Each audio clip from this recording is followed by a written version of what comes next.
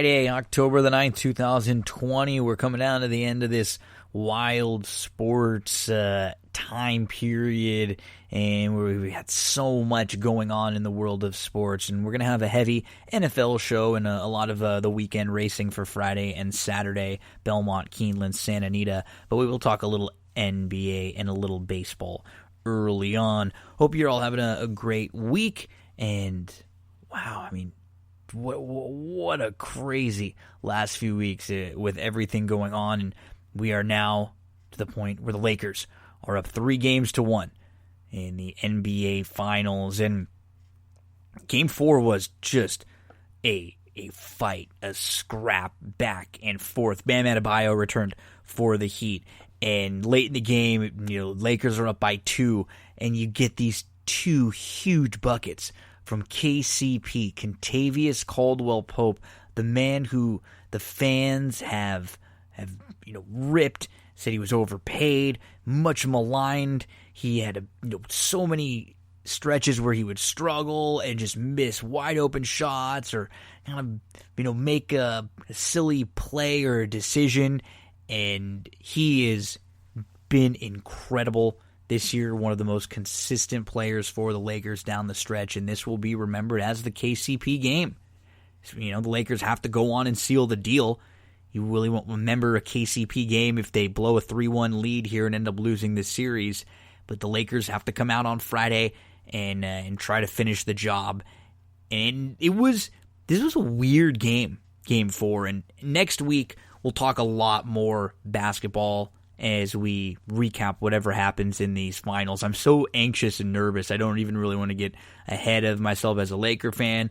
I'll much more enjoy if they win, being able to recap and have sort of a little celebration. And if they lose, unfortunately, that would be awful. We'll look back and say why and what happened. But when Anthony Davis is playing the kind of defense he played late in Game 4, they are just such a good team. And they got great contributions from, Kuzma when they needed a few big buckets. Morris, they needed some, veteran presence and savvy down the stretch from Rondo, which they got. So, Laker fans, 1 game away from another NBA title. Over in baseball, we are just about down to the Final 4. The Astros are in. They beat the Twins. They beat the A's. So, yes, the Astros, everybody's favorite, the lovable old Astros. They are locked into the American League Championship Series. They're going to play the winner of the Rays and the Yankees. Those 2 teams play on Friday, Game 5 of their series. That is tied 2-2. It's going to be Cole versus Glasnow there. So Glasnow's going to be coming back on short rest after just a few days. He probably won't be able to go much more than just a couple innings there. Dodgers are in. They swept the Padres. The Braves are in. They ended up sweeping the Marlins, and both of those teams have not lost a game yet in the playoffs, the Dodgers or the Braves. And they will move on and they will play each other in the National League Championship Series. One of those 2 teams will make it to the World Series, and they will play the winner of the Astros, and the Astros will be matching up with the winner of that Yankees-Rays. So still 5 teams remaining after Friday. There will be 4 left, and we will know what the ALCS looks like. Already know what that NLCS looks like.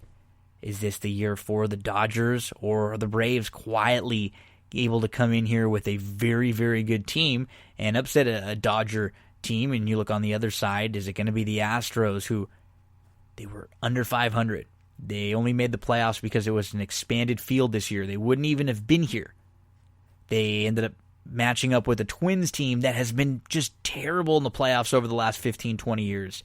And then after beating the Twins team, they end up matching up with the division rival that they know really well and who's also been really bad in the playoffs. That's the A's. And no excuses for the A's this year. They were in a great spot. They absolutely laid an egg. They ran into an Astros team that is not as good as the other Astros team. They don't have the pitching. They don't have the depth. And the A's just got beat up. They really did.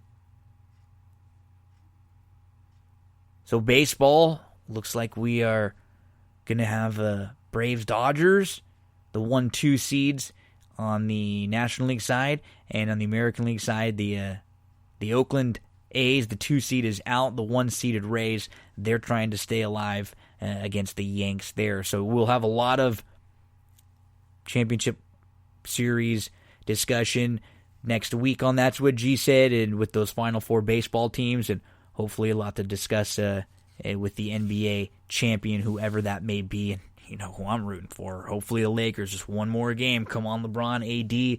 Let's seal the deal. I know one man who wants to see both the Lakers and the Dodgers bringing home titles this year. That is Tyler Herringer over at Sarah Candle Company.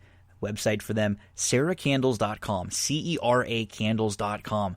These are candles that are all natural soy wax, free from the toxins that are found in paraffin wax that's used by all the other leading brands.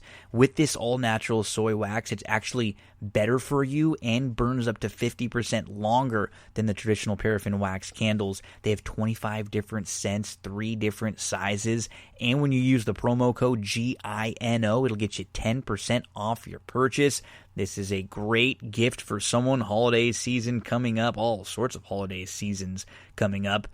SarahCandles.com. Use that promo code GINO. Gets you 10% off of your purchase.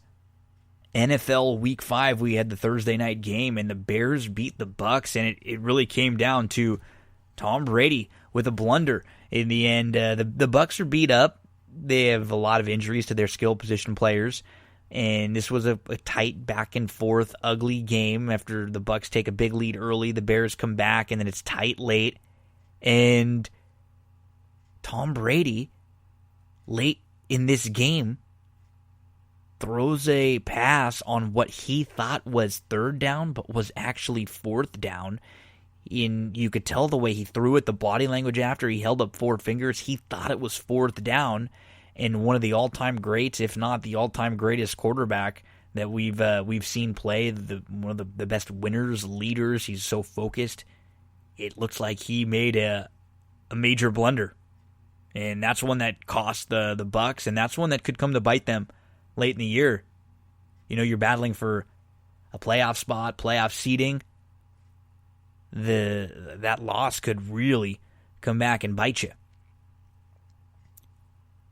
Before we get into Week 5, we're going to get into the rest of the Week 5 slate with Erik, ETOF21 Sports. We're going to go through all the games, lines, give you some fantasy thoughts. Let's talk a little bit about fantasy, though. Thrive Fantasy, the new DFS app for prop bets. Another big week coming up on Thrive Fantasy. So they have tons of contests that you can get involved in for $5. The big ones are generally $20 or $25 each week. They have $10, $15, $20,000 in prize pools. And what you're doing is you're picking a prop over or under, and that's how you're building your lineup based on these prop bets. Download the app. Use the promo code GINO. When you deposit at least $20, you'll get an instant $20 bonus all the way up to $50 on your deposit. Instant bonus right there when you use that promo code GINO. Check out Thrive Fantasy. If you like football, you like fantasy football, you like to play prop bets, this will be right up your alley. Promo code GINO, and deposit at least $20 so you can get that instant $20 bonus. If you go up to $50, it'll get you all the way up to $50. Now let's talk Week 5. Just one other note. We recorded this on Wednesday, so they had not made the announcement yet about the Bills-Titans game. We really sort of just skipped over that game. The game will be being played now on Tuesday night, so if you're a fantasy football season-long player, remember that game will count for this upcoming week. So Bills-Titans will be played on Tuesday night this upcoming week. We go through all the games for Sunday and the Monday night game. Erik joins me for Week 5 NFL. It is crazy to think that we are going into Week 5 of the NFL already. Join me to talk about a preview for the NFL draft. We discussed a big preseason preview before everything started. We talked, I think, Week 2, and now we're back to talk Week 5. Top 21 Sports. Erik, who joins me on That's What G Said all the time, back for more. Erik, buddy, how's everything been going? Going good, man. Going good. You know, A's won. I won a baseball bet, so I have no complaints, man. There you go. Nice. And, I mean, we just are coming off of a few week stretch, unlike any. It's fun. It was awesome, but I will say I'm glad we had everything that we had going, but I won't mind when baseball and basketball are done for a little bit and we just really can kind of lock in on football for a while, because it's been hard for me. I'm a Dodger fan and a Laker fan, and there's these important games, and as a fan, like, I'm watching a Dodger and a Laker game, I'm not getting anything done. I'm not at all. Not at all. Waiting on every pitch, every shot, just sweating through different T-shirts, anxious as hell. So there's been so much going on, but it'll be nice when in a week or two when we can really, really lock in on the NFL. But we're going to lock in on the NFL for Week 5 coming up, Erik. And what we have to mention right off the bat is, before anything, if you are a gambler, if you are someone who plays fantasy, daily fantasy, or in particular season long, like I know we do, make sure you keep an eye on these games, because we've seen the last couple of weeks now, we've had some of the issues with COVID start to pop up with positive tests, with players testing positive. We had a game postponed to a bye week from last week. We had another game postponed and moved to the Monday night game. And there may be a couple games this week that have similar situations. So what do we have so far? We've got the Titans-Bills game that we have to keep an eye on, because we know the Titans, who already had their game from last week against the Steelers postponed. The Titans apparently were out doing a workout where they weren't supposed to, and they had a couple more positives flare up. So that game, we don't really know what's going on. I guess we're going to have to kind of wait and see if any of the Chiefs have tested positive, because the Chiefs played the Patriots. We know that Cam Newton and now Gilmore has tested positive. So I guess the Patriots-Broncos game we'll maybe keep an eye on. But as of now, I mean, it looks like they're going to go through with Patriots Broncos. It looks like they're going to go through with Chiefs Raiders. The only game that it feels like might be really up in the air is Titans Bills. I agree. I mean, yes. I think because all those pictures came out, they were practicing, and now Corey Davis has it.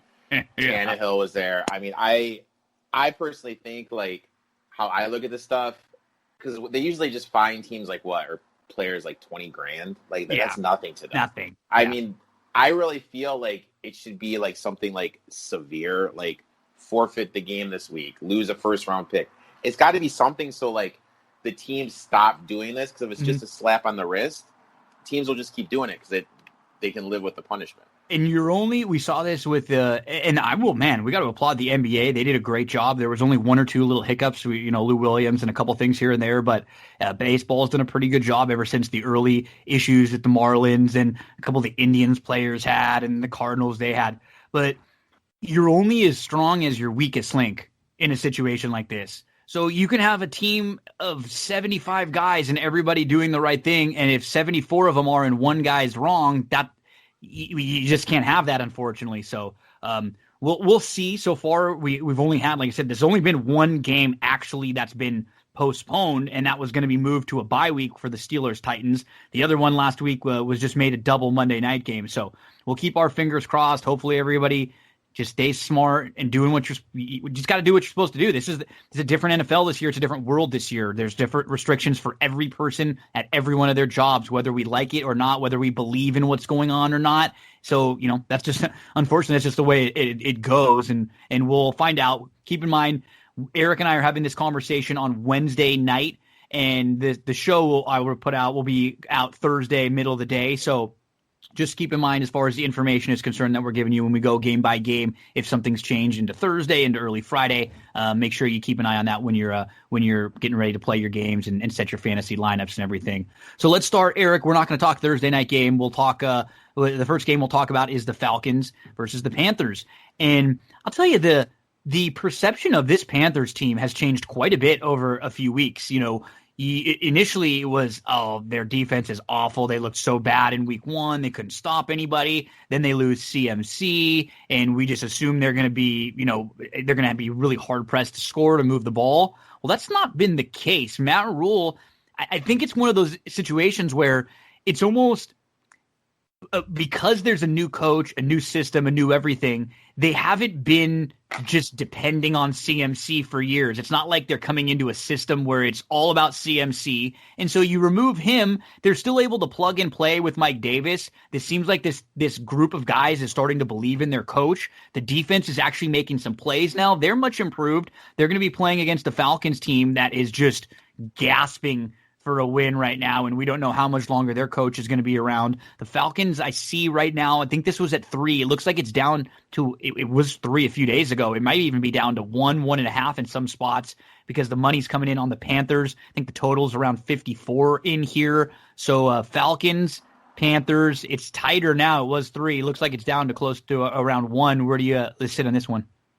I mean, the Panthers are averaging 24.75 points per game. Offensively, they're playing way better than I initially thought they would, and they're kind of showing they really don't, in my eyes, need CMC. Mike Davis, he's kind of looked like a Pro Bowler in certain plays, and it kind of shows that it's not necessarily the player, but it's the running system that the running back is in, and Davis fits that running system. So giving CMC that money long-term may not have been the right play.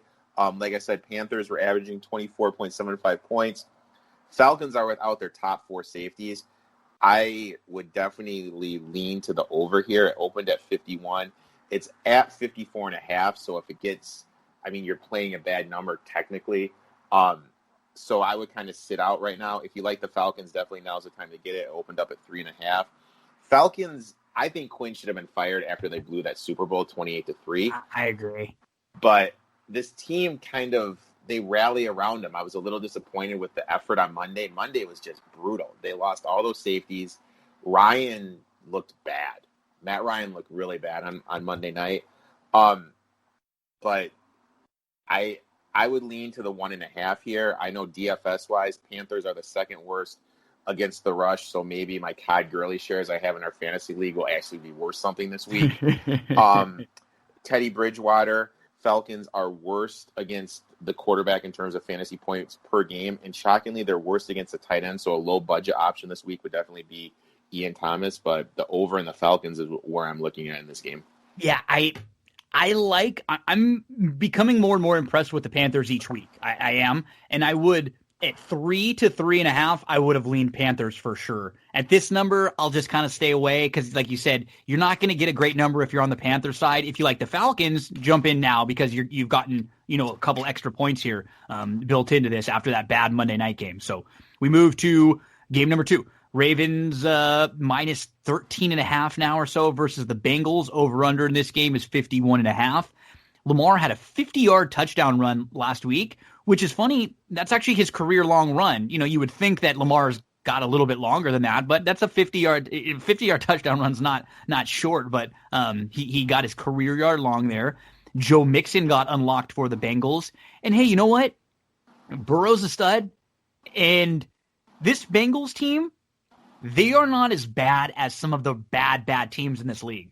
They have been pretty competitive in all 4 of their games. Now, this is going to be a different story playing against a Raven team that's really, really good on all sides of the ball. They don't have very many weaknesses. But I've been a little bit impressed with the Bengals and Burrow and how they're able to hang in games and move the ball. They're not some abysmally bad team that you just can't watch or they're so ugly. They're not the Jets, Mm-hmm.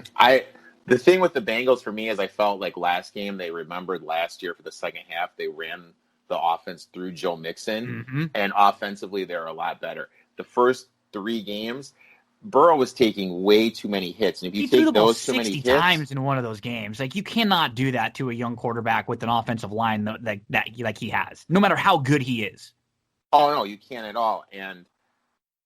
The same thing, I really feel Wentz's struggles is with how many hits he's taken, and I saw Burrow going down that path to being like a Wentz, somebody that will have a good game but will just look bad or get hurt because of all the hits. But he's definitely looked better running the offense through Mixon. And I'm going to say it, like, I haven't been that impressed with this Ravens team. Me neither. As I thought I would be. There was some quote that came out today. I read it, like, on Twitter. Jackson's talking about how poorly the passing game is. He really hasn't taken that next step as a passer. I mean, he really didn't look that great against the football team. No. And even that Monday night game, there was like 2 passes where he overthrew Jackson for an easy touchdown. So I just like, this team has a lot of studs, and they really just haven't really impressed me with what I thought they would be. For me, the key to this game is if Derek Wolfe, the interior lineman, plays.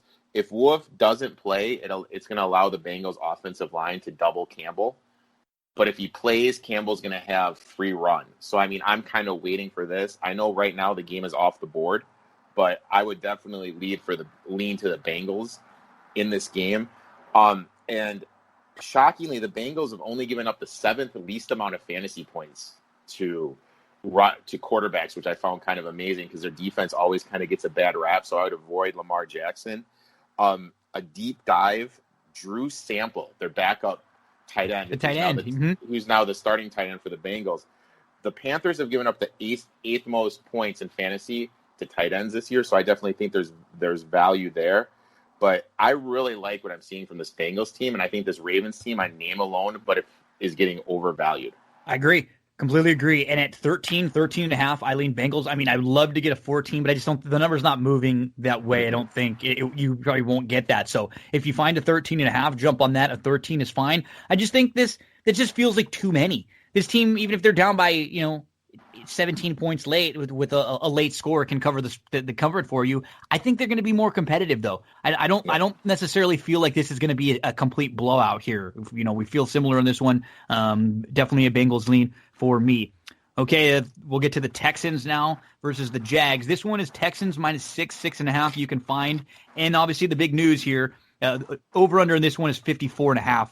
Bill O'Brien fired, coach, GM, who has really, he's done a good job getting this team to the playoffs and winning the division, but he has absolutely decimated the roster, and he's done a terrible job as GM. He has given up picks and picks and picks for players that were just incrementally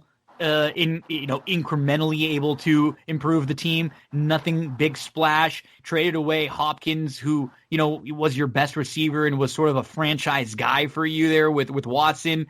But the rumors are, Eric, that O'Brien and Watt and a lot of the players were getting into it these last couple weeks, and they were literally having screaming matches in the locker room and out on the sidelines and stuff at practice. So, we see it a lot of times when a coach gets fired and a team, at least for 1 week or 2 weeks, gets pumped up. This, to me, feels like a textbook situation for that here. If I could get a lower number, I'd be all in on it because that is one of the angles I like. But, 6 is a lot of points, and nothing I've seen from the Texans tells me they should be laying 6 points. In my opinion, this is by far the worst tackling team in the whole NFL. Like, I haven't watched one of their games and felt that they played good defensively. Offensively, I think this will open it up a little bit more for Watson. I think Watson will have more free reign to do what Aaron Rodgers does, more audibles, more calling his own plays and constructing his own game plan. So I think for Watson to develop as a player and take that next step, it's good. But just to piggyback on what you said, if I'm a coach, Erik Bieniemy, I wouldn't go here. Why would you go there? Because you don't have a first or you don't have a second round pick in next year's draft. The Dolphins have that.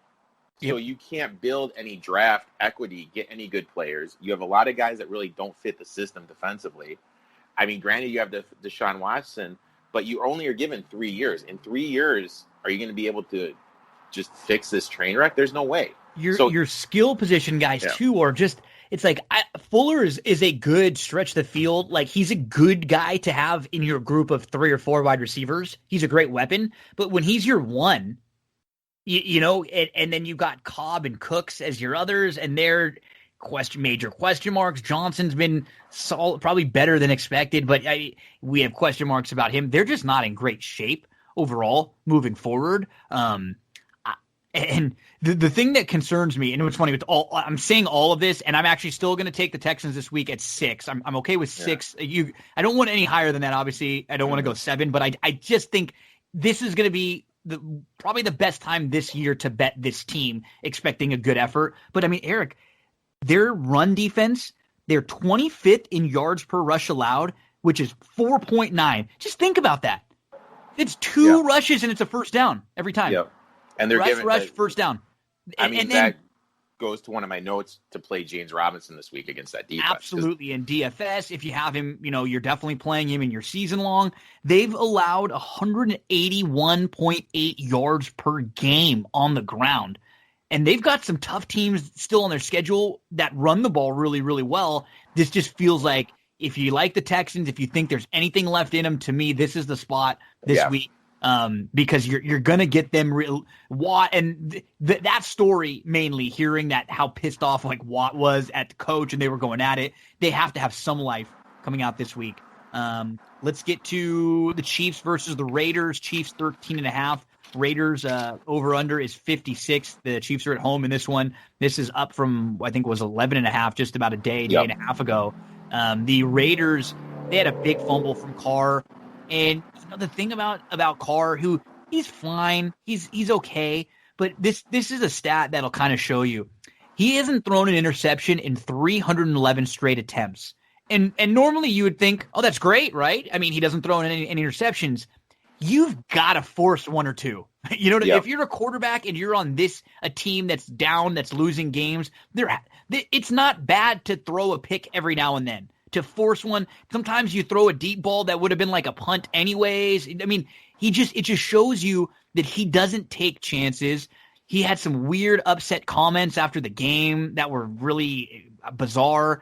And are they going to be able to keep up with this Chiefs team? That's a lot of points for a divisional rival, a team that you play a bunch. This is a stay away. I mean, these big points games are games that I'm generally staying away from if I'm not on the underdog side. I mean, I agree with what you just said, staying away unless you're on the underdog side. I like the Raiders here. Right now, I'm bet online. It's 13. I thought that game against the Bills was a lot closer than the score dictated. Yeah. I mean, even the Patriots game, there was like one or two plays in both of those games that were major plays that went the other way for the Raiders. It was like they decided to kick a field goal instead of score a touchdown. Patriots came back. The game was over. And then last week, there was one or two plays that go either way, and they're not bad. This feels like a line again for like a Jets team. It feels like a little bit too much. There was two times last week. The big difference last week, there was two great drives the Raiders put together. They got into 4th and 1. Gruden's kicking the field goal instead of trying to get the 7, especially on that drive right after the half. I mean, they were just motoring down the field. Got the 4th and 1. They took the 3. He's got to go for it in those situations. A footer or less, you have to go in the modern NFL. The Chiefs did not look that good at all against the Patriots. I'm still bitter that I lost my Patriots plus 11.5 and money line bet because they had 2 trips inside the 15, got 0 points.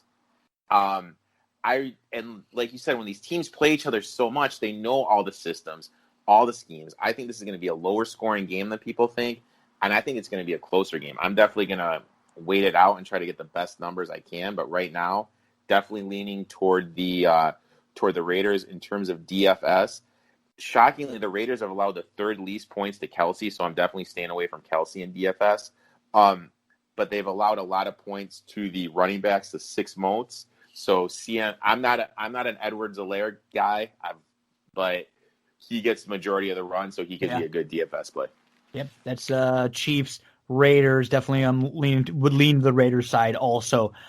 Cardinals, Jets. Now, this is another spot where, man, talk about the Cardinals team that people got really high on after the first couple weeks. They looked good. They had the win over San Francisco. They came back with another win. And then the Lions, your Lions, were able to beat them. And then they really, it's funny because 2-3 weeks into the season, we feel like we know these teams, and then we see teams string together a couple wins, or we see a couple games, and it changes our perception. It felt like that loss to the Panthers wasn't good. Then you look back and you think, oh, the Panthers could very easily be 3-1. They could have won that opening game against the Raiders, and maybe they're not as bad as we think. So this Cardinals team, they're playing a Jets team. The Cardinals are a 7-point favorite on the road. The Jets are awful, but that's it. And I don't think I could play the Jets side, and I probably would even play the Cardinals side. But that's so crazy for the Cardinals to be a 7-point favorite on the road like that. The over-under is 46.5. We get Joe Flacco starting for the Jets. Kyler is coming off a really bad week where he averaged only 4.3 yards per pass. That's coming off of a week before where he had 3 interceptions. So back-to-back lackluster weeks. Are the Cardinals going to bounce back here and beat up on a really bad Jets team? Cardinals, like you said, they've been a wreck the last couple of weeks, but they were missing 3 safeties who should be back for this game. Last year when the Cardinals were really clicking, they were funneling the offense through Drake. I don't know what's going on. Drake has not looked good at all. He can't run the ball at all. Yeah. I don't know if there's an injury there or what's going on, or maybe he just is who he is. Like, he'll have a good play, then a couple bonehead plays. I expect Chase Edmonds to play more. One of the angles I really like is when a quarterback comes in to replace a guy. Flacco's going to be playing for money. He's going to be playing to secure something. They might get Bell back too, right? Le'Veon Bell might be back. They're going to get Bell back. I definitely am going to lean Jets here, and it wouldn't surprise me if the Jets actually win this game. Flacco is the starter the rest of the year. How can I say this? Sam Darnold's awful. Like, everyone hypes him for 1 or 2 throws. He got outplayed on a standalone game on Thursday by a third-string quarterback from Boise State who was undrafted. Yeah, it's not a, and I'm a USC fan, and I thought Sam always to me looked like the guy who was a really good college quarterback. He makes a lot of great plays. He rallies the troops. I think in a perfect situation, he could be okay. But I just never thought he was going to be your franchise guy. And normally when you are a fan of a team or someone that you've watched for years, you love them coming out. You think it's the opposite way. But he turns the ball over a lot. His hands are really small. He buffs the ball, and I think he's gotten thrown in a pretty crappy situation because Gase is just miserable as a coach. We've seen like how many of these players have left Gase and they just become incredible as soon as Gase leaves. From Tannehill all the way down to Drake, who you just mentioned, or even Parker and some of them. But I agree with you. The only thing I worry about is that the Jets line is not good, and he can sort of at least move around a little bit back there. And Flacco is pretty statue. He might get hit a bit, and I don't know if Arizona has the kind of defense to do that to him, though. I don't think they do. Their defense, it looked great. Their defense looked great in the first game against San Francisco, but then you start questioning, because San Francisco hasn't looked that great. Is that San Francisco's offense? The Lions, Stafford was able to eat that defense up, and then Teddy Bridgewater, who I don't think that highly of, was able to eat him up. You have an experienced quarterback, a Super Bowl winning quarterback, who's going to be playing for next year to prolong his career. I'm definitely going to be on the Jets here. One of my guys, I know this guy who knows Flacco, and he says a motivated Flacco is a great quarterback, and I think we're going to see a motivated Flacco. We get to Steelers-Eagles. Now, this one, is this on the board? Yeah, so this one's at 7 right now. Pittsburgh is a 7-point favorite against the Eagles, over under 44.5. So the Steelers are coming off their week where they got their bye early. They were not involved. They had nothing to do with it. They were supposed to play Tennessee. Tennessee had some players test positive for COVID, so they postponed this game. So the Pittsburgh Steelers now, they will be playing, I think, 13 straight weeks in a row, starting this week with no bye. They are going to be playing an Eagles team who got their first victory of the year, and it was a massive victory. And just to show you how just awful the division is, it jolts them up to first as they are 1-2 win, 2 losses and tie, and they are your first place team in the NFC East.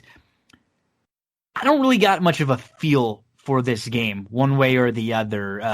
Where do you stand with Pittsburgh coming off their quote-unquote bye week? Philly got their win. Wentz looked a little bit better. The problem with the Philly team, when I look at this matchup in particular, Pittsburgh defense is good. I don't think it's been as good as people have said so far early. It's still very good.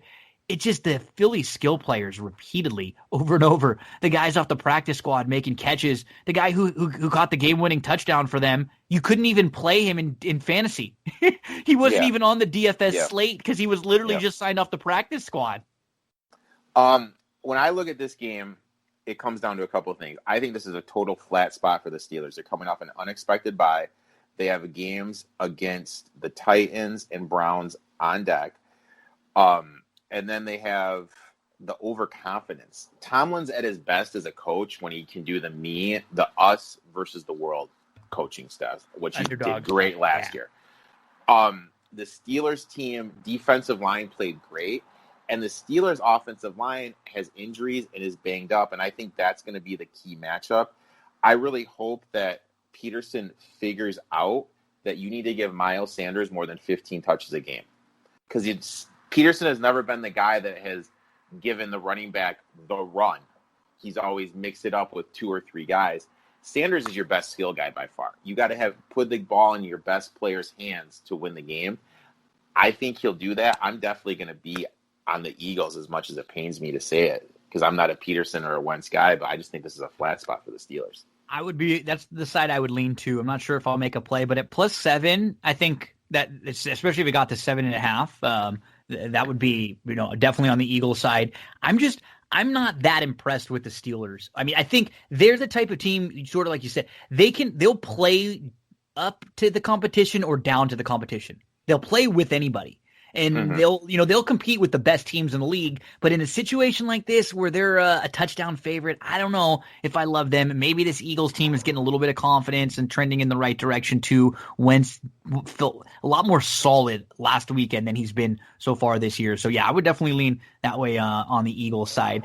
We won't talk Titans Bills because this game is off the board, and it's really hard to project. We have no idea what's going to go on with all the COVID stuff there. So if you're someone who has a lot of these Titans or Bills in your fantasy leagues, or if you're playing any kind of DFS, or if you're betting, parlay, anything, just keep an eye on that, because monitor everything going on. There's going to be a lot of information coming out on Thursday, Friday, Saturday, as far as these teams, these positive tests, where they're going to play, everything going on there. So we'll skip that Titans Bills game and we'll move on to the Rams versus the Washington football team.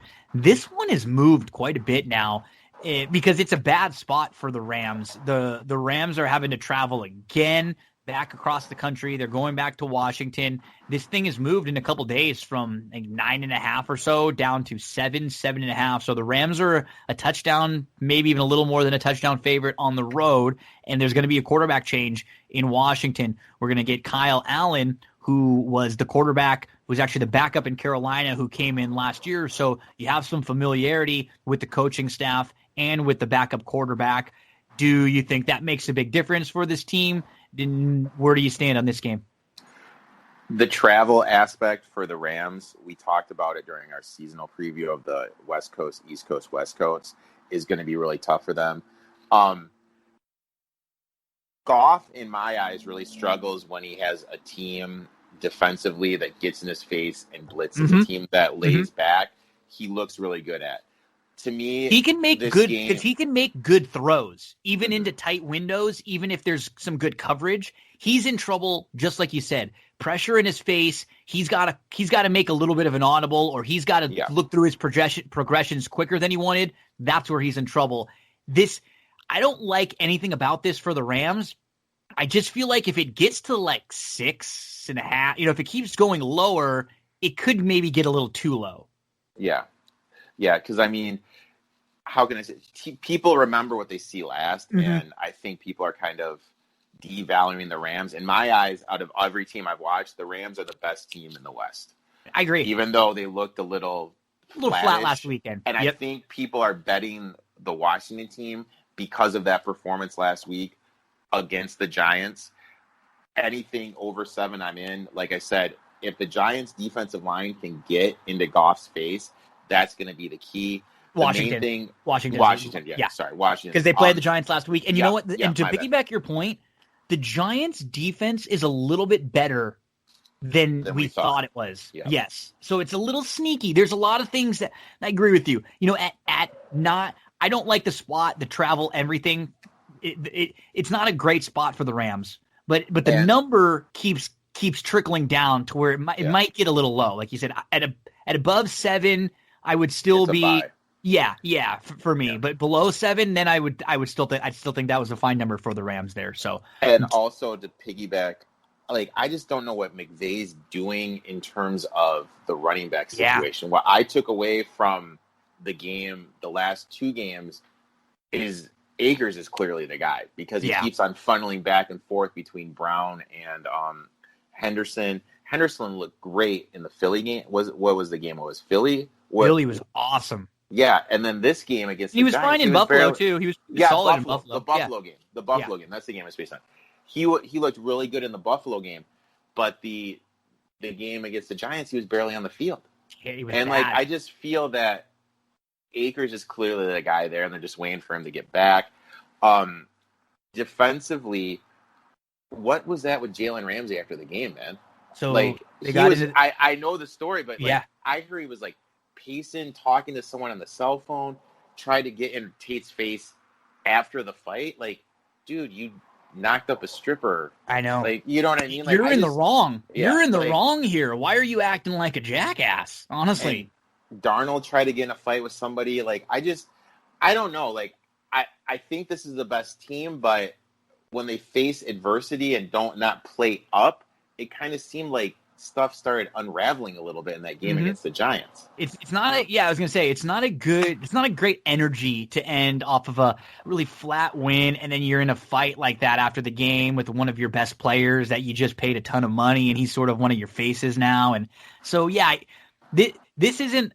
I'm probably not playing this game. This is a game that it's the movement. You know, there's a lot of reasons you could go to one way or the other, but you know, especially as a Rams fan, I'll just kind of kick back and maybe hope the Rams can play well and not worry too much about it. We get to 49ers Dolphins here. 49ers are a 7. It was 7 2 days ago, and now it's up to 8, 8.5, and I think 9 in some places because the Jimmy Garoppolo, we're recording this on Wednesday. Jimmy G came back to practice on Wednesday. And it's funny, a lot of people have, ripped Jimmy G. And I don't think he's an incredible quarterback in the least, but it does show you the difference between a solid, competent starting quarterback in the NFL and someone, you know, like Nick Mullins, who many people were really buzzy on in the last couple of weeks. They had said, this guy might be just as good as Jimmy G. Why do we pay Jimmy G all the money? Mullins can come right in. And we saw last week. I mean, he lost the game for them against the Eagles. Yeah. He threw one of the worst interceptions you will ever see thrown. And, I think this would be, especially if Jimmy G's healthy and this 49ers team starts to get a little more healthy, this would feel like a great spot for them to just kick the crap out of Miami. And so at 7, I would have liked it. Up to 9, I don't want to be on the wrong side of the number by that many points. I mean, for me, this game screams over. I'll probably be invested in the over for this. This isn't the 49ers defense of last year. Bosa's not there. You can't get to the quarterback. There's a lot of injuries in the back. Sherman's out. Secondary's not looking too good. Also, I really think they're missing DeForest Buckner, who went to the Colts. In terms of the Dolphins, that back four is awful. I mean, their secondary is awful, but they put up points. I mean, my biggest takeaway of watching Dolphins football is how much everyone likes Fitzpatrick. How everyone gravitates to him and how everyone just wants to be around him. This team will put up points. They competed against the Bills. They've competed against pretty much every team they've played against and put up points. It's just the fact their defense is not that good. I think this is going to be one of the highest scoring games. I'm definitely going to be on the over in this game. The Patriots-Broncos is going to be, we'll briefly mention it. The lines in this one are sort of all over the place because this is one of those games we just have to monitor. Cam Newton, who missed the Patriots game last week for testing positive for coronavirus. Now Stephon Gilmore has tested positive. We don't know if more Patriots will test positive over the next few days. We're not sure what they do here. So, it's really hard to get a gauge. I mean, if it's Stidham starting here, because Stidham ended up coming in for Hoyer, so you'd imagine it would be Stidham if it's not Cam. I mean, a number, would you have any opinion in this game if it was a Stidham New England Patriots versus Denver? I mean, for me, the main thing is, this is a big game for the Patriots because the Patriots right now are 2 back of the Bills. Mm-hmm. They can't afford to go 3 back. So This is going to be a bigger game than people realize. And in terms of the Broncos, Drew Lock practiced today. So is he going to be coming back quickly? Because I think the Broncos had high hopes this season. They realized, hey, if we don't have Lock, we can't compete because our quarterback position is so bad. I think this game is going to be a little bit more low scoring than people think. So I would definitely, if I can get anything 48 or lower, I would be invested in the under in this game. In terms of a side, anything less than 6, I'd be on the Patriots, but the under would definitely be my play in this game. we get to, in my opinion, the game that I'm the most interested in this week. We have 2 3-1 teams, and this line was 2.5. It was Colts minus 2.5. It is now down to 1.5. You can get 2s in some places. The Colts are at the Browns. They're at Cleveland playing a Browns team who is 3-1. The Browns are the total in this game is around 47. The couple really interesting Browns stats here. How about this? The Browns are 3-1 for the first time since 2001. They scored 30 points in 3 straight games for the first time since 1968. They scored 31 points in the first half. That's the most they've scored in the first half since 1991. These next couple are great. Stefanski has as many wins in 4 games as Hugh Jackson had in 40. That's crazy. How about this one? In October, Stefanski has as many October wins, 1, as Hugh and Freddie Kitchens put together had 1 in their time in Cleveland. So, just some fun. I mean, this Browns team is just way more of a team. They're way better coached. Last year, you were very against them because they were the buzzy team and you were spot on and that, and you played them in a couple of different individual spots throughout the year where you actually hit them. But this year, they didn't do anything well last year. This year, they run the ball really, really well. They just ran for 300 yards. That was the most rushing yards by a team in a game in a couple years. So, you don't want to buy in on the Browns Kool-Aid too much, but you don't want to be saying they're awful either, because this team is not the same team as last year. They just seem like a team that they're starting to figure out. Okay, we don't want to ask too much of Baker. Let's just ask him to make 1 or 2 really big plays or big throws a game. Maybe not have to ask him to do a little too much. There's no Chubb. That's going to hurt them, but they still ran the ball well with Hunt and just bringing guys in off the practice squad. This is an interesting game. The Colts are quietly 3-1 too. They should be 4-0. They shouldn't have lost that opening week to the Jags. T.Y. Hilton is someone who I think I have him in a couple different leagues. He's about to have a big game one of these weeks. He dropped a touchdown week 1 because there was a glare. The sun was in his eyes in the field. He has, I think, 3 or 4 different times where he probably would have had a touchdown, but there was pass interference called, so that helped the Colts. He had another one the other day where he was wide open and Rivers missed him. So there's going to be one game where T.Y. ends up scoring 3 touchdowns and he has 150 yards. That should be coming soon.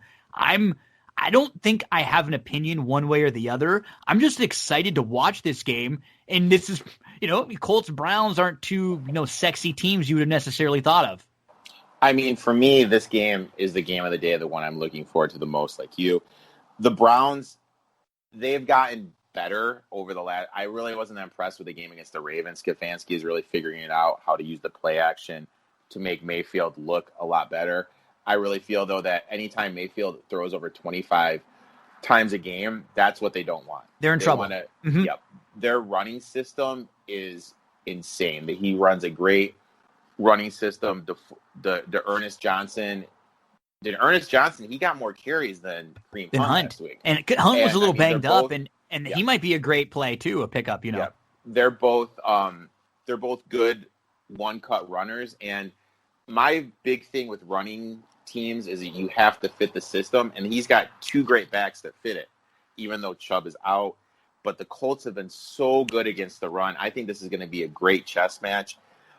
This is a pure stay away from me. I just want to watch it, kind of see how it unfolds. The one big stat, though, that sticks out to me is the Browns give up the most points per game to the slot wide receiver. So I really think Zach Pascal is the play in terms of Colts wide receivers in terms of fantasy, kind of like CeeDee Lamb was last week. The one thing with me, though, is I still really don't trust Stefanski. Like, did you watch the end of that fourth quarter? Yeah. There was a couple times when it's like 3rd down, you're running the ball fine. Why are you having Mayfield pass the ball? Yeah. You know what I mean? Just run, work the clock. You're getting like 4 yards every time. I mean, so kind of like the in-game management stuff, that's where I really he's got to learn. Don't trust Stefanski that much. Mm-hmm. His schemes are great. The way he orchestrates the play design, I think is excellent. Great. Is excellent, but I completely agree with you. His in-game adjustments, his management, that's the difference between being a coordinator and a head coach, right? Yeah, for sure. And this Colts defense, I'm finally seeing the defense that both you and I were hyping up. Mm-hmm. Honestly, if Rivers isn't Rivers and doesn't turn the ball over, this team, I mean, in my eyes, I think they can beat the Chiefs. Well, they did last year even with Reich. They knew how to slow it down, and they kind of were one of the teams that sort of gave you the template in how to beat them. And I agree with you. This is a fun game. I won't have any game, wagers one side or the other. I'll probably maybe have a couple DFS here and there. It was nice. Odell Beckham last week. He was the fourth Brown since 1950 with two receiving touchdowns and a rushing touchdown. So he had that awesome game, and maybe they're figuring out how to unlock him. I'm excited for this. This is a great test for both of these two teams because we think the Colts are good, and they haven't really played anyone yet. So this is the best team the Colts have played, and the Browns have, after getting their butts kicked week one, it's like they've played smaller tests along the way. They played a couple, the Bengals, Washington's defense is a little bit better, and then they played Dallas, who can score with you, but Dallas has a terrible defense. So yeah, this is a fun game. I'm very excited for Colts at Browns. We get to the yeah, go ahead. Real quick, this 2-game stretch is really gonna sum up if this Browns team is as good as you and I both think they are, because they play the Colts and then the Steelers. Mm-hmm. So I mean, this is gonna kind of be their test. Hey, are you guys the playoff team that everyone thinks you are? Or are you just that middle of the road team? So for me, these next 2 games are going to be important. All you got to do is split if you're them too. You come out of these 2 1-1, and you're 4-2, and you feel good about yourself moving forward. If you don't, you're going, we're 3-3. We had the good start. We still got games against the Ravens and the Steelers left. Then you start wondering, So yeah, like you said, huge couple weeks coming up for the Browns. We got the Cowboys minus 9.5 versus the Giants. This is continuing to go the Cowboys' way. Over-under in this game is 54. The Giants have not scored a touchdown since week 2. They have as many touchdowns this year as Odell Beckham Jr. scored last week against the Cowboys. Then you go to the Cowboys side. They are dead last in points allowed in the first half. They allowed 31 more last week. They've given up a total of 45 points off of turnovers. 33% of the points that they've allowed this year as a team have come off of turnovers, which means as bad as their defense is, that's a pretty crappy position to be in when your offense with Dak and Zeke, that's supposed to be your strength, is screwing you over 30% of the time and putting you in really bad spots. The NFC East together, which these two teams are in, 3-12-1 total. I see the Giants scoring with Dallas. This is a lot of points for Dallas. In my how I look at it is I thought the Giants played better last year. Daniel Jones, the offense has looked awful, and their defense, like you mentioned earlier, and I agree with, has looked a lot better. But the way this Cowboys team is playing, this is just way too many points. Plus, you got the Garrett revenge factor. If there's ever going to be a good game plan that Garrett's going to put together, it's going to be this week. This is going to be the week. I am definitely going to be on the Giants. And then in turn, the Cowboys, they're not running Zeke enough. Zeke only has 70 carries this year. They're throwing the ball way too much, and that's kind of what Moore did last year, and it's transcended this year. In my eyes, even though they have all those weapons, CeeDee, Gallup, Cooper, Zeke's still your best weapon on offense. Just run the ball. It's kind of like they're funneling more of the offense through Prescott now instead of Zeke, and they're just not as good. And if you look at Aaron Rodgers' record since McCarthy has left, I'm starting to think McCarthy was kind of the issue there, not Rodgers like the media was saying. It's For funny. me, this is way too many points. I'm on the Giants for sure. They brought in McCarthy. They got rid of Garrett and thought that was going to be the fix it. And the coach you bring in is very similar. It's just not a whole lot different. Not very creative. I know that. Would I be surprised if the Cowboys blow the Giants out? No, because they're so much better. Honestly, like at the skill positions, they're so much more of a talented team. But what positives have you seen from them? This has to be a week where the Cowboys look and say, we got to get right. But I just couldn't. Like, maybe I make a survivor pick here or something. I just could never lay 10 points with the Cowboys right now. With their defense is a sieve. I mean, you could be up by 16 and the Giants could get you a garbage score late and cover the game for you. So yeah, I could not lay. That's just too many with Dallas here. And the crazy thing is, if the Giants win, they're on top. Yeah, you know what I mean. So I mean, the Giants, with how shitty they've played, they're still in it. So I mean, you're still gonna get the effort. You're not gonna get the team. Oh, we're 0-4. Our season's done. When the Giants haven't played any divisional teams either, just like you said. So they've got all their divisional games left. They could beat Washington. The Eagles aren't amazing. So you're right. This is a really big game for the Giants to come out and say, oh, you know what? This division is awful. We still got a shot here. Yeah, I think this is going to be way more competitive, and I'll probably sprinkle a little money line on it. Yeah, that would not be a bad position to be in. 2 games left, the Sunday night and then the Monday night. Sunday night, we've got the Seahawks. They are -7 against the Vikings. Over under this game is 57.5. How about Justin Jefferson, the rookie for the Vikings? The most receiving yards in the first 4 games in Vikings history. Not Randy Moss. Justin Jefferson, 348 yards total. Seattle, they are 4-0 for only the second time in franchise history. Only other time they were 4-0, 2013, when they won the Super Bowl.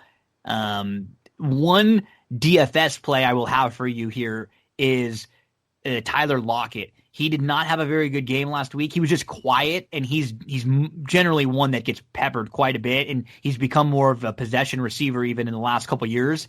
And the Vikings secondary is atrocious. They're young. Against Russell Wilson, I expect him to carve them apart. So I think Lockett is due for a really, really big game coming up this week. Seahawks -7 against the Vikings, total 57.5. How about some of these totals, Erik? Jeez. I mean, every game's gone over. And they all have, yeah. Vegas has totally adjusted. There's, as was shown, because both Monday night, the first half went under. These totals are just going to get insane, and the unders are just going to have to drag them down. I mean, I wouldn't play anything over 52. I never play. No. You just got to wait. They just got to be stayaways, and because it's gonna even itself out a little bit. It's really going to, the way the games are officiated, the penalties, all those kind of things. The teams are going to start to understand the way the games are being officiated, and they're going to adjust back to the adjustments made. So we see it. These teams and these coaching staffs, and they're smart. They're going to make the adjustments. Do you have a lean in this game? Yeah, for me, I always make my team of teams I think are bluff and teams I believe in. This Seattle team, in my eyes, is a bluff. They're giving up 476.3 yards per game, and they have given up 109 points. That's only 13 fewer than the Giants have given up this year. So this isn't the Legion of Boom defense. Yes, I get Wilson's playing at an insane level right now, but that's because the defense is so bad. Jamal Adams is not going to play. I just think that the Vikings are going to hang around and play within the 7, just because this Seattle defense is just insanely bad, and this is another team that just gets overvalued because, oh, hey, Seattle's 4-0. Russell Wilson's playing great. Everyone just kind of looks at the box score and doesn't say, hey, this team's defense is bad. Because of that, the team's going to be able to stay within the number. To piggyback what you said, Minnesota has given up the 4th most points to wide receivers, so Lockett is a great play. Seattle has given up the most points to wide receivers, so both wide receivers on both sides would be great fantasy plays this week. If the number wasn't insane at 58, I'd definitely be on the over, but I'm leaning Vikings this week. This might be I was going to say, the couple weeks, we haven't had too many where we went the other way. The only, and a lot of what you said, I completely agree with. I think Seattle is good, but I don't know how good because their defense is so bad. Can they make plays when they have to? I actually just think that the Vikings, I think the Vikings are really bad, and I think the Vikings caught a Texans team last week with all that turmoil who end up firing their coach. So I think the Vikings are maybe going to be coming off of a game where they looked a little bit better because they were playing a team that really didn't give an F what was going on. Yeah. And now instead of 9, it's down to 7. So I would not take anything over 7. If you got 6.5 or 7, I would lean the Seahawks way because I just think the Vikings are not going to be able to stop them. But again, if the total number was a little lower, I would love over. But I think just like you said, if we and there's different ways to play some of these teams, right? And so we look at totals, we look at over-unders. Okay, you know what? The totals moved a couple points. Well, that's just like you said, maybe these are teams that you end up just using in DFS instead and try to take advantage of the over in a different way. Mm-hmm. Yeah, because like people need to understand it's exactly like the stock market. You're not going to sell Apple when it's tanking. You're going to sell Apple when it's high. So for me, betting wise, like you said, that 7 is a key number. 7, I'm buying. Anything less, I'm not. I'm just sitting out. Mm-hmm. Yep. There's so many options. There's so many games. There's so much in-play wagering now. If you don't get the numbers you want, you don't force it because you can always wait and then boom, the opposing team scores and then you could jump in and get a better number. You know, and then I've started doing more player props. Mm-hmm. Like I've team props. I did. Player Zach absolutely. Pasquale last week over 41.5 yards. That prop hit in the first 3 minutes of the game, just because the Colts use the slot wide receiver more.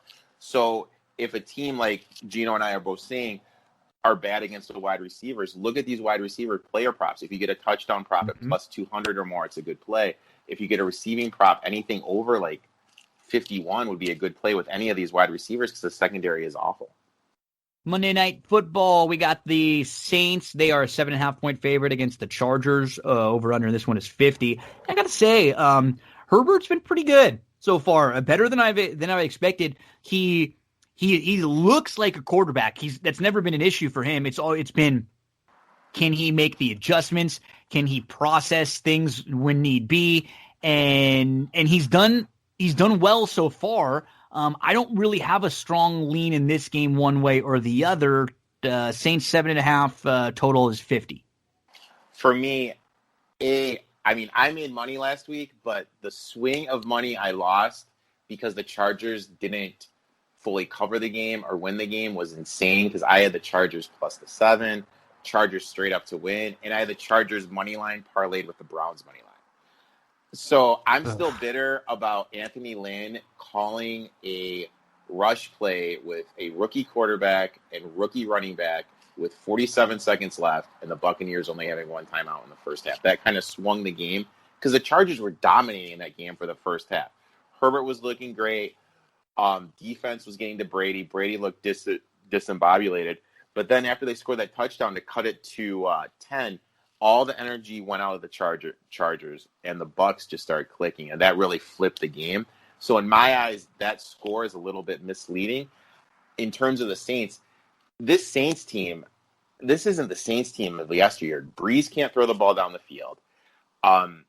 They really didn't look that good against the Lions. Yes, I know it's the Lions, but they did what they had to do to win. They didn't look that good.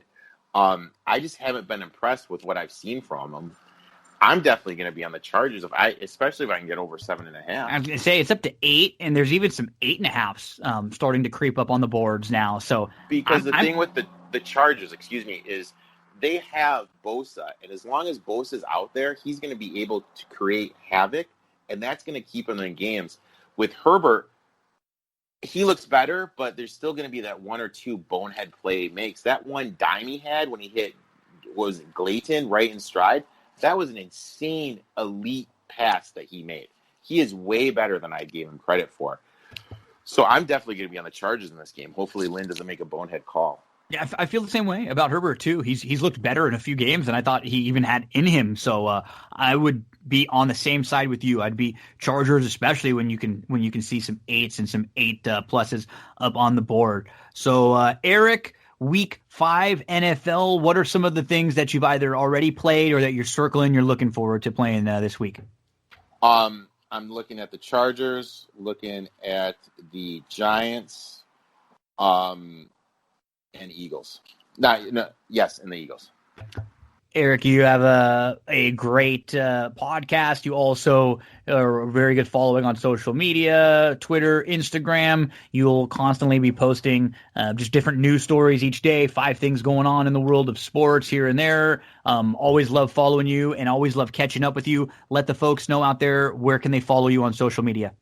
You can follow me at etoff21sports21 on I have a Twitter, Instagram, and I've been doing some TikTok stuff, which is actually kind of way funner than I thought it would be. Nice.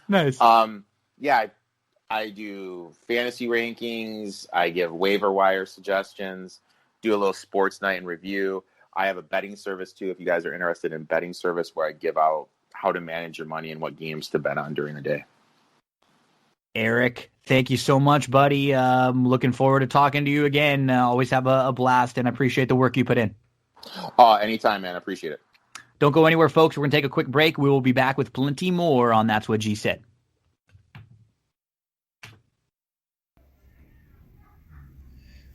One of the sponsors of That's What G Said podcast is Cindy Carava, full-service realtor, and I am here over in Glendora at Coldwell Banker with Cindy Carava. Cindy, how was 2019 for you? Tell us a little bit about what kind of stuff you were working on. Hi, Gino. Thanks for having me. 2019 was just really great. I had a great year selling homes all the way from Altadena, Arcadia, Monrovia, out to Upland and Ontario just recently. The market has been really good. We're looking forward to 2020 with an increase in home prices about 5.8% this year, opposed to last year where it was a little softer. We saw more like homes averaging about 3.5% in increase in value. It's also looking great for buyers. The interest rates right now are going to be staying under 4%. So if you've been on the fence about thinking about buying a home, now is the time to do so, with interest rates still staying low. And you offer more services than just the buying, selling, and leasing homes. Tell us about some of the other services that you offer and what a full-service realtor really is. So you're right, Gino. Besides me being a full-service realtor of finding properties for my clients to buy or selling their homes or finding rentals for them, I also have a plethora of resources like handyman, contractors, electricians, plumbers. If you're thinking about getting a home loan, I actually work with 2 great lenders that I can recommend to anybody. And you're all over the internet, social media, websites. Let us know some of the places where we can find you. I know I've seen some reviews on Yelp and on Zillow. Everyone always has positive things to say. Everybody hears me raving about you all the time. But where can everyone else find out information about you or contact? Thank you, Gino. Yeah, I am on Facebook and Instagram and LinkedIn. You can contact me on my website, which is www.cindycarava.com, or my email, which is cindyc.realtor@gmail.com, or feel free to call or text me on my cell phone, which is 626-394-6400. Cindy is awesome. She's one of the kindest and most genuine people I've ever met. I promise you, you will enjoy every minute you interact with her. So thank you very much, Cindy. Appreciate all of your support from That's What G Said podcast. Thank you, Gino. Have a great day, everyone. Big thank you to Erik. So just a quick recap. Seahawks -7, Arizona -7, Texans -6. The plays for me. Other numbers just to look for. Those were the three plays I have, but the other numbers, if you can find, look around for. These would be games I've been leaning to. Bengals, anything above the 13 would be fine, but look for 14. Raiders, same thing, bigger numbers there, plus 14. Rams around -7. If you could find a Carolina +3, those would be numbers that I'd be okay with. Best of luck this week, NFL Week 5. We are going to get right into the horse racing part of That's What G Said this week. Get your past performances out for Friday. We'll start with Belmont Park. 3 plays at Belmont, and the first will be in race number 3. And we're going to look at the number 8 in here. These are maiden $40,000 claimers. They're going to go 6 furlongs on the turf course. And I like Buyer's Remorse, who's going to be trying the turf for the first time. So this one will drop in for maiden special weights to maiden 40s. 4 siblings tried the turf. 3 of them won on it. This is a class dropper who has had some issues, but she's drawn well towards the outside in a race that's not loaded with speed. Look who she's faced. in some of her starts. So career start number 2, she runs into Bast, multiple Grade 1 winner. She hooks up with Lacothia, multiple stakes winner. She Dares the Devil, your Kentucky Oaks winner. Secret Keeper, who won next out and then was a second in the Grade 3 Torrey Pines.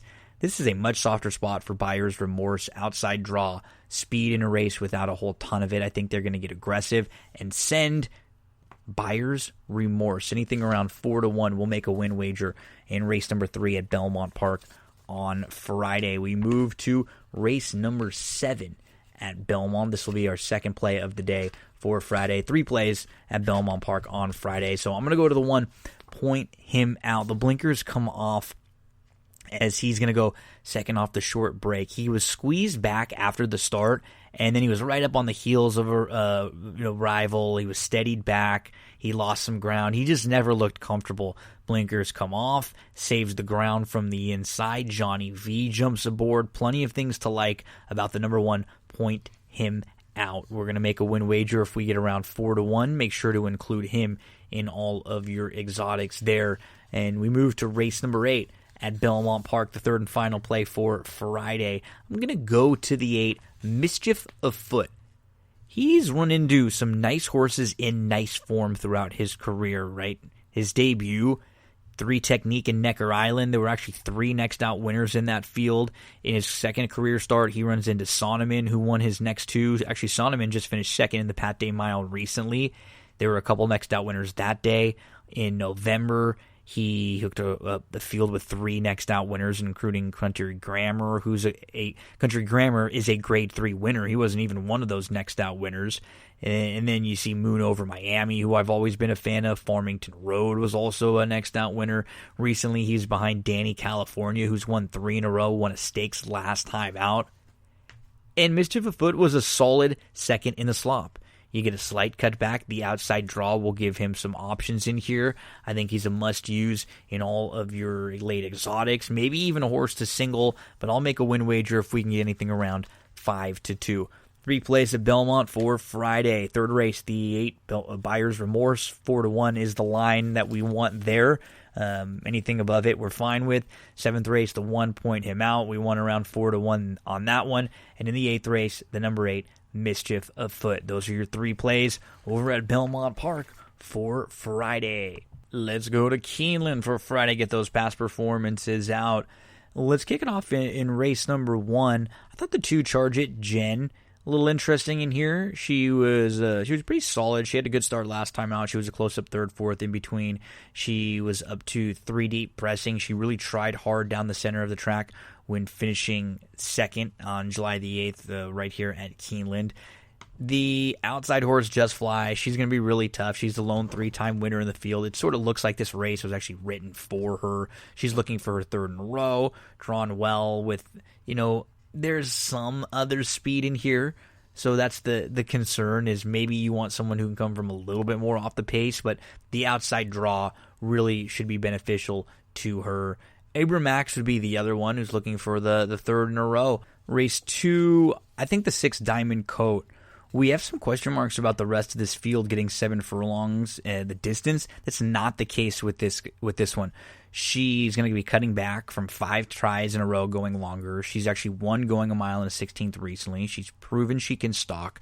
She's got the outside draw, and she last won at Churchill when she sat 2nd after a nice start, just off the leader, and crushed. If she sits similar to that, she's going to be really tough in here. I think the 6 is interesting at around maybe 7-2 or so. The 1, Keep Your Distance, will probably be the one to catch. I think they shove hard from the inside. And what do you do with Scamania, who they claim for 62, in for 32 right away? I thought Nomazar, the other Diodoro horse, may give Diodoro a nice compliment in here with a speed from the inside, and then a nice filly like Nomazar who can try to pick them all up. 6, Diamond Coat, 1, Keep Your Distance, and 5, Nomazar. Those are the 3 for me there in race number 2. In the 3rd race, It's a Wrap has an opportunity from the inside to steal this. There's just not a ton of sprint speed in here, so this may be a horse you could take a look at singling in your early pick 5s.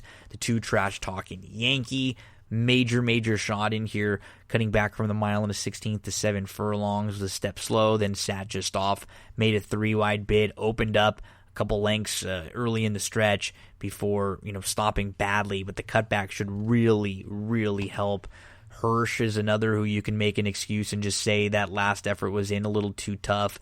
Toss the turf race a couple starts back. Anything close to that August 14th at Ellis would make him really tough in here. So I have this thing 1, 2, and 5 in race number 3.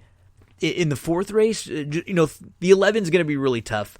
The 4 will also show some good speed, but give a look to the 3, Ghostly, who had a good start. Churchill last time out was just off the leader in the 2 path, was in between early and made a bid to the lead, but just briefly and then folded. That was going 6.5. He cut back to 6, and he has enough tactical speed to stay close, but he's not going to be right on the lead in here. I think he should be just tracking right behind, and he may be a nice horse who can get you a little middle price separation in an early pick 5, the 3, Ghostly, who in race number 5, it's going to be tough to beat the 3, Flatoya, on the drop-in class for maiden specials. She's got good speed. She's actually been able to sit off a little bit, but she just feels a lot better than this group. If you're nervous about singling a horse who's had her chances before, the 6 and 7 looks like the other 2 to me. Grumpante, who's going to go first off the claim for Wilkes and will be coming from off the pace, turning back to 6 furlongs on the dirt. Charmed 1, who's going to put 2 starts together, should show some improvement there. Race number 6, give a look to the 2, Captain Maestri, at least to throw into some of your late pick 5s or whatever wagers you're playing. So he debuted, finished 3rd going along on the main. It was a race that was actually taken off the turf. The siblings are a combined 5 for 11 on the grass, and mainly Mr. Ryder, who was a 5-time winner on the turf. And he chased Lone Speed in his debut. Just kind of feeling he's going to improve on the grass in here. Dreams of Tomorrow, you'd also expect to improve on the turf. The 1, Telephone Talker, probably the one to beat. 6 and the 7, very logical, but they have some question marks. We haven't seen either one of them on the grass in a while. So 2, 3, 1, question marks on the 6 and the 7 there. Throw the 2 in on some of your exotic wagers. In the 7th race, it would be the 3 behind the couch. It would be the 6, not a problem, as the 2 for me, nothing crazy or outside the box. In race number 8, the 6 I would give a look to here, Lasting Legacy, who's just super consistent and feels like he's the most versatile. He is able to sit a little closer if need be, but you look up and down, he feels like he's very well spotted, and he jumps off the page to me in here. I wouldn't be shocked if he gets bet a little bit. The 2, Hog Creek Hustle, in this bigger field should have a little more pace to chase. The 12 and 9 other horses I will be using exotically in race number 8. And then in race number 9, probably just too deep in the Buffalo Trace Franklin. Into Mystic would be the horse I would take a shot at using along with Got Stormy, who is now a turf sprinter, and she could be very tough with this new choice in career as a turf sprinter now. And in race number 10, it looks like 6, 7. Those would be the 2 I look to. Palomita, I think, with the speed as an opportunity to steal that one. So that's over at Keeneland on Friday. Best of luck in your Friday wagers at Keeneland. We'll go to Santa Anita for a couple plays at Santa Anita on Friday. 3 plays, Santa Anita, get those past performances out. On a day when the Lakers hope to win an NBA title, Mamba Cool will hope to win race number 1 at Santa Anita. In his last start, he got buried down inside. It was an absolutely brutal trip, multiple bouts with trouble. He's now going to go 2nd time turf, 2nd off the short break. Wouldn't be shocked to see him get aggressive in here, 2nd time going long with not a ton of other speed in this race. Maybe he's sitting 2nd or very close up. That's the number 1, Mamba Cool. Make sure to use him in all of your exotics and make a win wager if you get anything around 4-1 in race number 1. Move to race number 4 on Friday and look at the number 6 After Midnight for Carla Gaines, who's much better with horses that are making their 2nd and 3rd starts and horses with experience. She broke on top. She sat third. She got caught in between horses. She ends up angling 3 wide, right up on even terms with the leader, but was no match for the winner that day. Was a clear-cut second, and she should show some improvement, stretching out the number 6 after midnight. We then move to race number 8 for a look at a bit of a price here. And this one's going to be getting back to the grass. That is Musawat, who's going to go third off the long layoff. Back to the turf, was a winner at 1 mile and 1/8 on the grass last time we saw him on the green. He's coming out of some dirt races where they went very quick early on, and he can sit close to mid-pack. Musawat, anything around 6-1. We'll make a win wager on that one. Make sure to flop him into all of your exotic wagers. First race, the number 1, Mamba Cool, anything around 4-1. Fourth race, the number 6, After Midnight, anything around 7-2. And the 8th race, the number 7, Musawat, anything around 6-1. That is Friday over at Santa Anita. Horse racing fans, make sure to check out oldsmokeclothing.com. Horse racing t-shirts, polos, hoodies, long sleeves, zip-ups, hats with horse names, big races, slogans. You can get custom designs. Show the horse racing fan in you. And when you use the promo code GINO, it'll get you free shipping on your order. Yes, that's right, free shipping on your order with the promo code GINO. This is a great gift for someone in your life, family, friend, loved one that you know is interested in horse racing. You don't see a whole lot of places out there with horse racing gear and horse racing swag. That's why you need to make Old Smoke Clothing a website that you check out all the time. They're constantly updating it with new horses that have won big races, authentic, 'tis the law. Some of your favorite horses, you'll find shirts or hats, different ways you can support them, and you can show the horse racing fan in you. Don't forget about that promo code GINO. Get you free shipping on your order. Let's move on to Saturday, and we get over to Belmont Park Saturday first.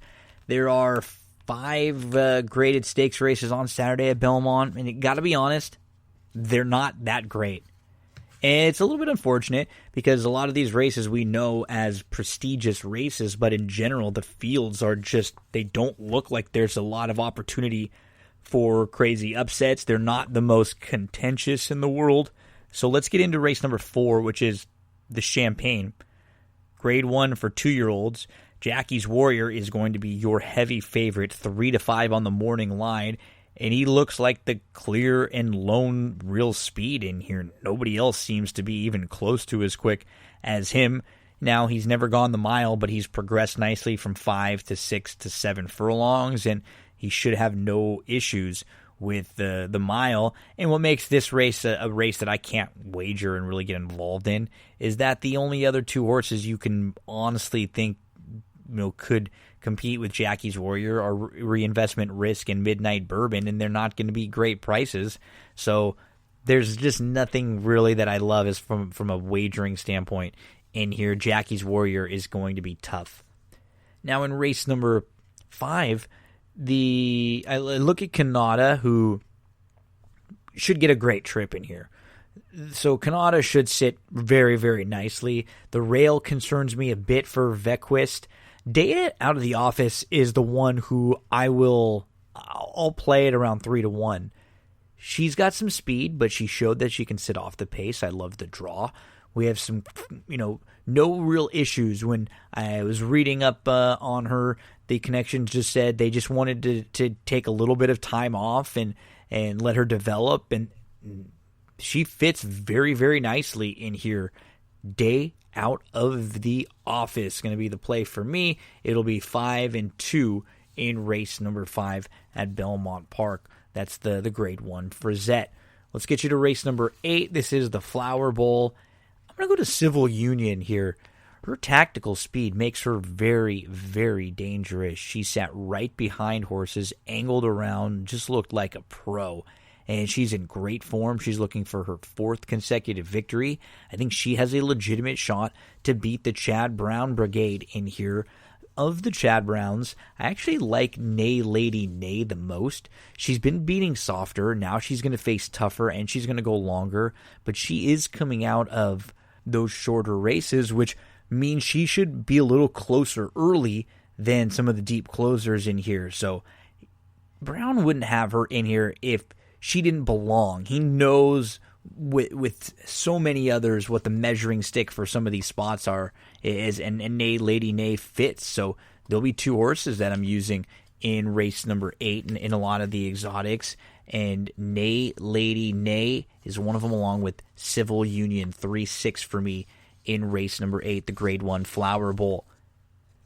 How about the Jockey Club Gold Cup? 5 horses, Tacitus, your heavy favorite, and Happy Saver, the 3-year-old, from the inside in a race with not a ton of speed, will maybe try to get the lead. They may even try to get aggressive with Tacitus. If the 1 and the 4 end up going, maybe it sets up for Mystic Guide. Again, you're looking at these races. This is the Grade 1 Jockey Club Gold Cup with a 5-horse field, and this is not a strong group of 5.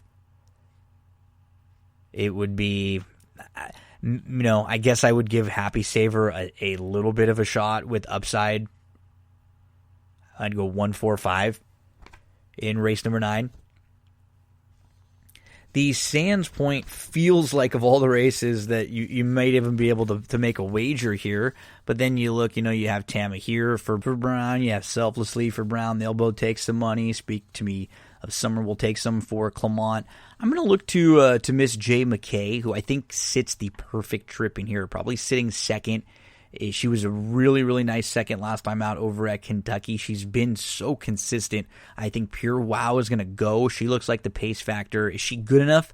Who knows? She'll be up front. Miss J. McKay sitting right behind. I've got 5, 1, 7 there with the 3 in race number 10. So some big stakes races at Belmont Park, but honestly not a whole lot of depth, and not races where you're looking and you're going to be able to find 5, 8, 10 to 1 shots, because they just probably won't exist, to be fair. We'll move from Belmont over to Keeneland for Saturday. Let's turn to race number 5. Let's go to race number 5 at Keeneland for Saturday, and we'll go to the number 1, Cowboy Diplomacy. This is a horse who I would be okay with singling against the favorite, because, a lot of money is going to come in for Nashville here. Cowboy Diplomacy is going to go third off the long layoff and cut back to 6 furlongs. Just expect a much better effort from this one here in race number 5 at Keeneland on Saturday. In the 6th race, the 4 Zoology. I think she's going to get bet a little bit in here. If she's anything around 6 to 1 or so, that seems about fair. Her dam won her debut, going 1 mile and 16th on the turf. That was the only start her dam had, and she won. She has produced 6 winning turf siblings out of 8. They've combined for 18 wins and $1.8 million in earnings. A couple of the big ones: Royal Fury, who is multiple graded stakes placed; Coffee Click, who's a Grade 1 winner and multiple graded stakes winner. Now, this barn isn't, necessarily been crazy on fire with first-time starters, but over the last 5 years, they're 3 for 37 with first-time starters going long, and when they going long on the grass in this situation, and when they pop at big prices. I think Zoology is extremely live. Make sure to throw the 4 into some of your exotics there and make a win wager if you get around 6 to 1 or so. In race number 7, it's the 4 for me. It's Binge Watch, who's going to be making career start number 2. She debuted at 7 furlongs at Ellis Park, now cuts back to 6.5. She was off a little slow from the rail. She was last. Then she was behind horses. She moves up the inside. She's right up on the heels of a rival. She has to steady. She loses some ground. She loses momentum, a couple lengths. And she was sitting,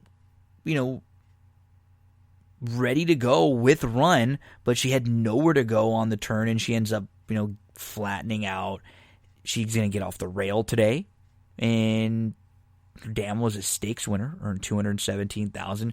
She got experience at this trip because she's already gone 7 furlongs, and now she cuts back. You get Pratt to jump aboard. That's the number 4, Binge Watch. If you get anything around 5 to 1, let's make a win wager on the number 4 in race number 7 at Keeneland on Saturday. Race 8 is the Grade 2 Fayette, and I do think that Mr. Freeze is the one to beat in here, but he may not be the one to bet in here. You probably want to use him in your exotics, but I think the one that we may want to make a wager on, if we get anything over 5-1, that's Aurelius Maximus, who's lightly raced with tons of upside.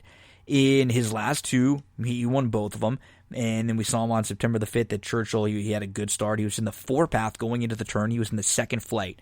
He was just off. He moved up to second, and he was able to sit really close. He was able to take the lead, and he battled, and he actually was headed for a moment, but quickly battled back and opened up. I think very highly of this one, and I think Asmussen does too. It shows you that he places him in this spot. He thinks he's ready to fire a big effort here. Aurelius Maximus, the number 10, we will use right on top, and we'll look for a value line of around 5-1 on him in race number 8. In the 9th race, tons of respect for Harvey's Little Goyle. The Magic Attitude, I think, is going to run well, but I like Hendy Woods. She was tracking on the inside in third last time out. She was just off. She got in tight. She got shuffled a bit, and then she was fourth, about 2 lengths off. She was traveling really well. She was waiting for room. She tried to go inside, nowhere to go. Then she angles around 3 deep, up and around. She was a strong second behind Shearing. If she can improve just a little bit, she'll be right there, and you should get, at least 6-1 or so on her. She's 10-1 on the morning line. I'd want at least 5 before making a win wager on Hendy Woods. And then to close things out in race number 10, keep an eye on the first-time starter Escape Route.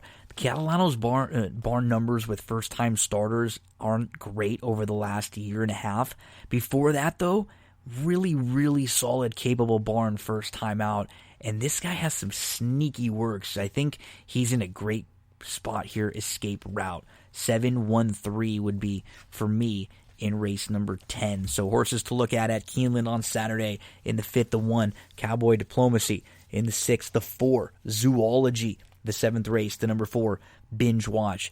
8th race, the number 10, Aurelius Maximus. And the 9th race, the number 6, Hendy Woods. That's on Saturday over at Keeneland. Just 2 plays over at Santa Anita on Saturday, and I mean, I look up and down the cards, and some days there are things in every race that jump out at you. Other days there aren't, and there was not much at Santa Anita that I liked. But in the 4th race, I thought the 8 Dolce should get the setup right. You got speed all up and down the field, and Dolce drew the outside last time out, drawing post 10, was able to stalk, ended up mid-pack. 5th, was 3 off, had a really wide trip all the way around, and won't have to be as wide, and will have more pace to chase in here. Plenty of things to like about the number 8, Dolce. Use along with the number 4, Affiance, who has enough speed to stay right there, but she's not as fast as some of the others in here, and that should be a blessing in disguise for her. So let's use the 8 and the 4 in some of the exotics in race number 4. And perhaps a late exotic single in race number 6 is the 8, Hautitude, who anything around 5-2 I may make a win wager on. She broke outwards, but she broke well, and she settled third in her last start. She was inside, and then she was back to about 3 lengths off. She ran up on the heels of a rival. She was in tight. She kept to the inside, and she got shuffled again. She was chasing a wire-to-wire winner that day, and she just ended up losing second late. So she fits. She makes a lot of sense, and she should be a, around 5-2 or so, and maybe a horse to single in some of your late exotics there. So in the 4th race, the number 8, Dolce, use along with the 4, and in the 6th race, the number 8, Hautitude there. And that's at Santa Anita on Saturday. Plenty going on this weekend in the world of Stable Duel on Friday. So Stable Duel, if you haven't heard about Stable Duel, if you're not sure what it is daily horse racing contest. You build a lineup with a salary cap format where you have to select 10 horses on a day for a certain race card, and you're in contests where you're playing for $5 entry fee, $10 entry fee, $20 entry fee, $50 entry fees. You're playing against a bunch of other contestants, and if you look at the rules, if your horse finishes in the top 5 positions, you pick up points. You get additional points for the amount of lengths won by when your horse wins, and it is a blast. You can't just pick favorites all the way through because it's a salary cap based. It won't let you do that. So you have to, kind of massage all the way through. Which races are you going to spend up a little bit? Which races are you going to have to, take a swing on a long shot? Are you looking at horses who are going to get bet down off their morning lines? And this weekend, plenty of options, and you're getting some big contests at big racetracks with Stable Duel. Friday, 2 Keeneland options. You can play for a $10 entry fee. You can play for $50 entry fee, and that's a top 10 contest. It's a payout to the top 10. At Santa Anita, they have a $5 entry. They also have a $25 entry that's a top 10 contest. On Saturday, at Keeneland, there's a $10 entry. There's also a $25 entry that's got a $5,000 prize pool, and you get double points for rewards points and to jump up on the leaderboard. So make sure to get involved in that contest because you can instantly double up your points for the contest and make a big leap to your next rewards status and more rewards points for you. Then on Saturday, you can play at Santa Anita for $5 or a $25 entry, top 10. On Sunday, you can play at Keeneland for a $10 entry, a $25 top 10, and then they also have a Santa Anita $25 top 10. Let's give you a horse or two to use in your lineups for Friday at Keeneland. I'm looking to a couple. Ghostly Who, I look at for $3,000 as great value in race number 4. I also look in race number 6 as the 2 for only $750. Captain Maestri trying the grass for the first time. Those are 2 horses I think at great value that can help you, really spend up in other races on Friday. And then at Santa Anita on Friday, some of the horses that we mentioned when discussing the Santa Anita races. Mamba Cool in race number 1 would be great for $5,000 there. A great way to kick things off. You could go to race 4 with After Midnight, who would only also cost you $5,000. And how about Moosewat, who is another price that only costs you $750. Couple to use in your Stable Duel lineups on Friday at Keeneland and then at Santa Anita and then at Saturday at Keeneland. We went through the Saturday, a lot of the stakes races. What's nice about the Saturday Stable Duel contest is I like a lot of big-priced horses that I think will get bet down a little bit, which is what you want in Stable Duel. Race number 6, Zoology, would only be $750. Binge Watch, only $1,000. Aurelius Maximus, only $1,000. Hendy Woods, only $1,000. You can really, really spend in the other races if you use 2 or 3 of those combinations of horses in the big one at Keeneland on Saturday.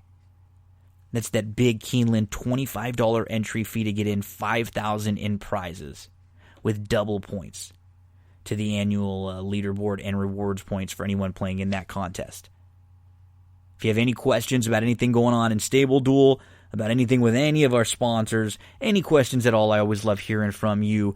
And in the next week or two, things will change with baseball, with basketball finishing up. We'll have a lot of NFL, a lot of horse racing, and we're going to start getting you involved more. I'm going to bring back a lot of the segments where we read through your best bets. I want to start getting some fans to call into the show and get a little more interaction with some of you out there. We'll start recapping some TV shows coming up soon also, and we'll get back to some of the old wrestling rewatches and get some more wrestling stuff coming now in as some of the major sports will be winding down. Hope you all have a great weekend. Good luck in your wagering. Don't forget, subscribe, rate, review, share the show around with all of your friends. Joey, close us out.